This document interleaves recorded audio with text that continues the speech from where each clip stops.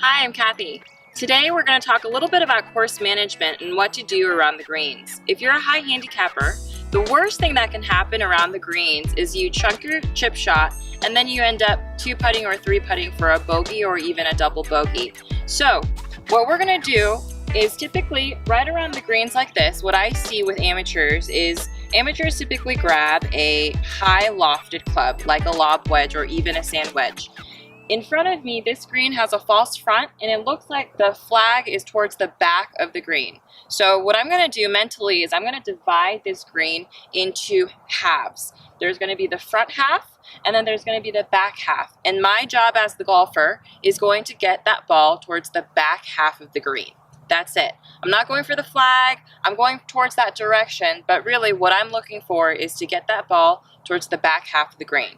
So instead of grabbing a sand wedge or a lob wedge, I'm going to grab something more along the lines of a pitching wedge or even a 9-iron.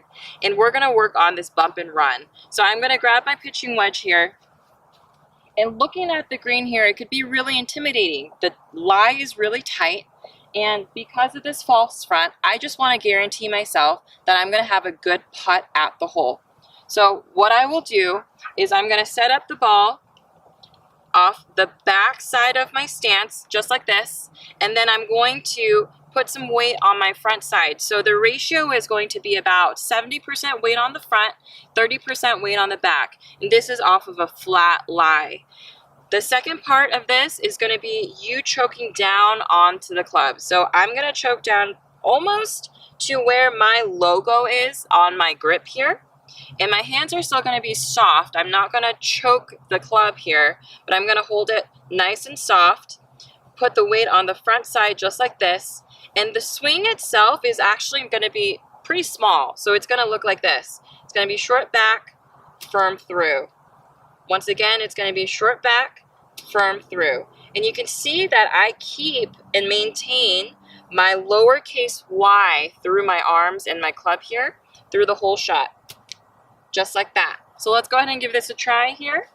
Like I said, the goal for a high handicapper is to make sure that the ball is going to be on the correct side or correct part of the green. So I'm going to go ahead and set myself up with the ball on the back side of the stance, my weight on the forward side here, 70-30, my lowercase y intact, small and firm through. And you can see that ball, even though it hit the false front, it's going to keep rolling out and you're going to end up with a pretty good look at the hole. Now if you're a mid-handicapper and you're trying to get it more accurately towards the hole, what I would do is I would either still grab a pitching wedge, but if you're pretty good with your wedges, you can go ahead and grab something closer to a sand wedge or even a gap wedge. We're still looking for that ball to roll out, and we're still looking to make sure that the ball is in the correct part of the green, but we're going to go ahead and narrow up our aim here. So what I like to do is I like to look at it divided into 4 quadrants instead of 2, and you're going to pick that. In this case, the flag is kind of towards the left top quadrant, so I'm going to focus on that, and I'm going to make sure with whatever club that I have, I'm going to make sure that the ball lands past the false front and then let it roll out because I have a higher lofted club here. So the setup almost remains the same. You're going to set it up off the back side here, off the back foot. The weight is going to be towards your front foot, 70-30. And the key here, because the lie is tight, you're going to open up your club head about 2 degrees. And the way that you're going to do this is not by holding on to it square and then turning the hands open or turning your body to twist the club open. Instead, you're going to twist the club open inside of your hands like that, and then you'll go ahead and grip onto it. So make sure that the club sets open first and then put your hands on, and that's going to help you utilize the bounce of the club instead of the leading edge. So this is what it's going to look like.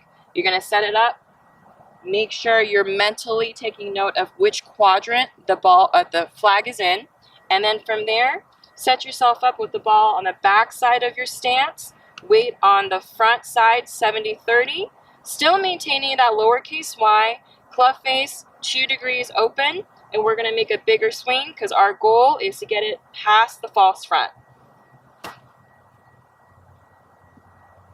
And now with a gap wedge or even a sand wedge, the goal is going to be to obviously get it about halfway there or even more and let the ball roll out, spin, and stop. Now if you're a low handicapper and you're trying to get rid of that extra stroke here and there, you can utilize whichever club you want. However, what you're going to start focusing on is you're going to walk up all the way to the flag, and you can pace it off if you'd like. And if you are a low handicapper, chances are you know your ball flight and rollout ratios. So take a look at that and make sure that you find a shot or a swing that is most comfortable to you. The number one miss is that you stand over this ball with a club and all of a sudden you feel intimidated or you feel really, really challenged. We don't want that, especially when it's a tight lie here. So same thing, if I'm going to grab a lob wedge to try to flight the ball all the way to the hole and let it stop, I'm going to make sure that the ball positioning in this case is still towards the back side, but you can go ahead and let the ball sit almost back middle, I would say.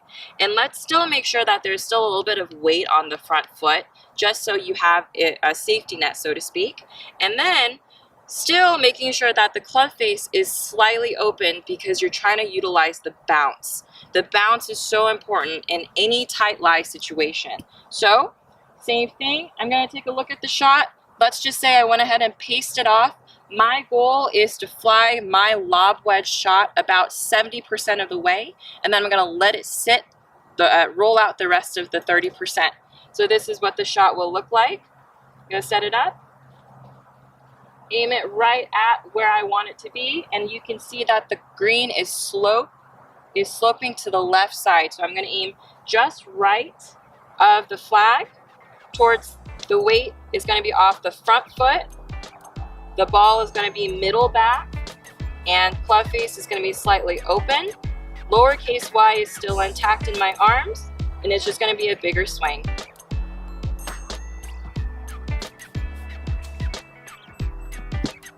Thanks for watching.